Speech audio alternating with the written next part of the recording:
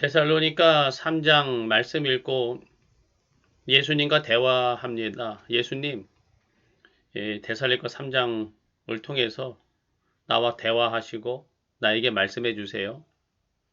바울이 데살로니가에 다시 가기를 원하는 이유를 써 보내고 있고 자신이 직접 가지 못하기 때문에 참다 못해서 디모데를 일단 먼저 보낸다 하는 내용입니다.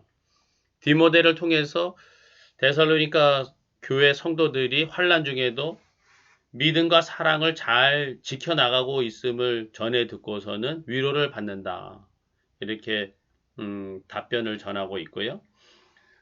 사도 바울이 직접 데살로니가에 갈 수 있는 길이 열리기를 위해서 기도하고 또한 데살로니가 성도들이 거룩함에 흠없기를 위해서 기도한다, 바란다 이런 내용을 전하는 그런 데살로니가 전서 3장입니다.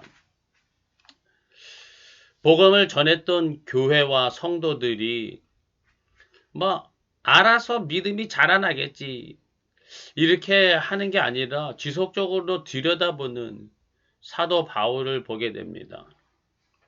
믿음이 어떠한지 들여다보고 점검하고 필요한 조치를 취해서 거룩함에 흠이 없는 신앙이 되도록 지속적인 관심과 사역을 하는 것이죠. 믿음이 제대로 자라고 있나? 이렇게 살펴보는 거예요. 참 중요하겠죠. 저 같은 경우에 성도들이 믿음이 잘 자라고 있나? 어떠한가? 들여다는 봅니다. 제 눈으로. 뭐 직접 대화하거나 그러지 않지만은 매주일 예배 드리면서 또 저들의 살아가는 모습이나 이런 생활상이나 말을 들어보면서 이 사람들 신앙이 이렇구나. 이 사람들은 그냥 이렇게 살고 있구나. 눈에 보이는 부분들이 있죠. 세세하게는 몰라도. 근데 그렇게 얼추 믿음으로 살아요. 그냥 믿음이 얼추 있고 그 다음에 큰 사랑에 뭐를 하거나 뭐 그러지 않지만은 그래도 그닥 나쁘게 살지는 않습니다. 그냥 그만하게 살고 있는 거죠. 그런데 거룩함에 흠이 없는 신앙이 흠이 없기를 사도 바울은 바란다고 했는데 거룩함에 흠이 없는 정도의 그런 신앙인가 할 때는 그건 좀 아니죠. 아직 저도 부족하고 성도들도 부족한 면이 많이 있습니다. 그런데 중요한 거는 거룩함에 흠이 없는 그러한 신앙이 되기 위해 성도와 삶이 되기 위한 관심이 없는 성도들이 많아요. 그런 마음을 좀 가졌으면 좋겠는데 그게 좀 잘 안 되죠.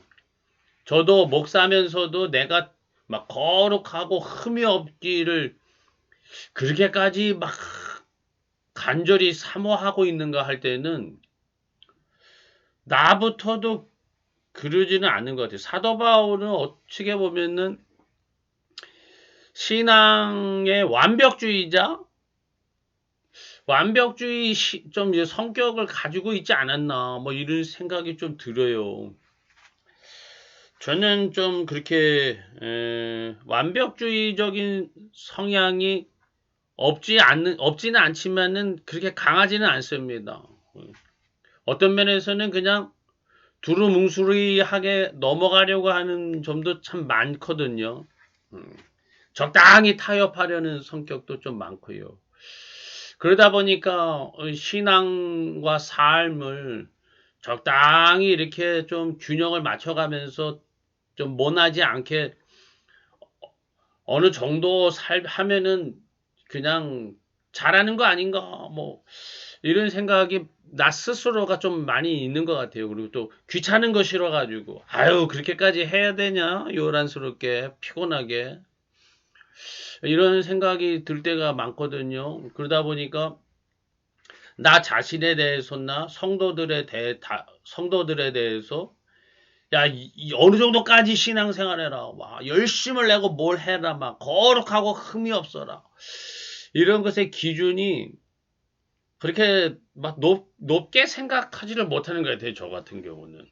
근데 사도 바울은 어떤 면에서 거룩하고 흠이 없게 하려고 했는지 그 기준이 어떤 건지 뭐 명확하게는 잘 모르겠지만은 사도 바울이 하는 말을 들어보면은 기준이 상당히 높은가? 완벽주의적인 어떠한 성향을 가지고서 하는 건가? 어떤 건가?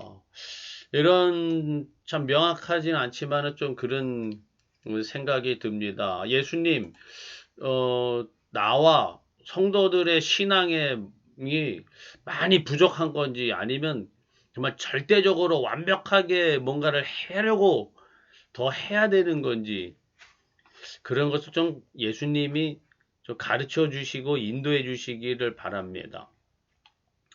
디모데를 보내고 있습니다. 그리고 또 자기 자신도 직접 가서 얼굴 보기를 강구한다. 이렇게 기도를 하고 있습니다. 대면 접촉을 통한 성도와의 교제와 신앙 양육 이거를 굉장히 좋아해요. 사도 바울. 만나서 뭘 하려고 하는 거. 근데 저는 이 성도들과 만나면은 이제 요즘엔 비대면 예배드리니까 성도들하고 만나면은 뭐 공식적으로 이제 집에 가거나 사업체에 가면은 신방 예배 드리죠. 그리고 이제 예배 시간에 절제된 용어로 뭐 성경 말씀 전하고 그다음에 뭐 식사하러 가면은 식사하면서 안부 정도 묻고 사는 이야기 좀 어떠한가 좀 들어보고 뭐 가벼운 얘기 좀 나누다가 한담 좀 하고 그러고 그냥 와요. 그 사람의 그 신앙을 어떻게 하고 있는지, 신앙생활을 어떻게 하고 있는지, 믿음이 어느 정도인지, 어떤 식으로 좀 신앙생활을 더 해라, 어떻게 해라, 이런 것에 대해서 직접적으로 좀 언급을 안 합니다, 저는. 그렇게 잘 안 되더라고요, 그렇게.